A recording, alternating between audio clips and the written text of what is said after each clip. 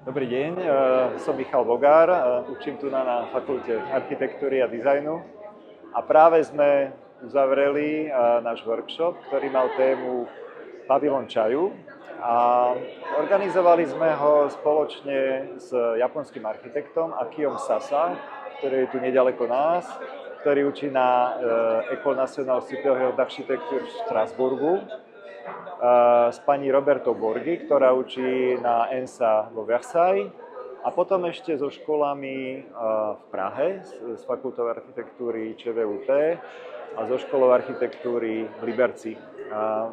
Spolu sme vlastne mali na tomto workshope 30 študentov, ktorí od pondelka, vlastne tento týždeň, len začali pracovať. To znamená, v pondelok začali prvými škicami, robili na modeloch, veľa sme debatovali, konzultovali sme s Akiom aj s ostatnými.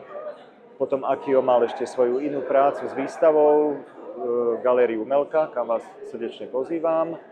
A my sme tu konzultovali európsku variantu pavilonu čaju, ktorá vlastne by mala byť tým spôsobom, ako túto tradíciu dostať aj do povedomia, aj do užívania Európanov. A myslím, že sa to celkom podarilo, študentov to veľmi bavilo.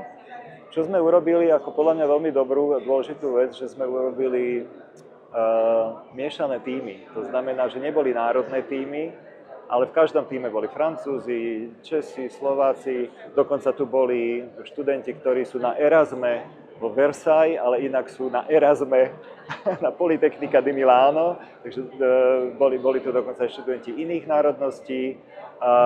Bola tu dokonca jedna študentka z IUAV Venécia, čo je takisto veľmi dobrá škola architektúry. Takže naozaj veľmi príjemný medzinárodný workshop. A už neuveriteľne, na 5. deň tu stojí 5 pavilónov v mierke 1:1. Hej, takže to nás veľmi potešilo. Musím pochváliť samozrejme všetkých, ale dievčatá nás ohromili, pretože napríklad dievčatá z Liberca, ktoré majú za sebou už strednú nábytkárskú školu, tu pílili drevo, sekali s dlátami, čapové spoje do dreva a tak ďalej. Čiže podľa mňa vynikajúce, veľmi sa tešíme, ale takisto chalani, dievčatá, všetci naozaj urobili kus dobrej práce. I'm very happy to be here at the Bratislava University. We are here witnessing the end of a workshop, which is a European workshop which brought together Slovaks, Czechs, French students under the direction of Mr. Michal Bogar. I think this is a great experience which permits to build the Europe of the future and which permits to link together Slovakia and France, which is one of the aim of the French embassy here in Bratislava, and I think this is a living example of what we can do together. Thank you very much. Hello everybody.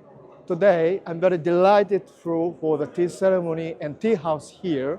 It is organized by the university and all the younger students. Tea is quite a long history since 1550 or something. But now here in Bratislava, there are new era, new generation started thinking about tea. This is quite wonderful, and hope all of you enjoy for the tea ceremony. Thank you very much.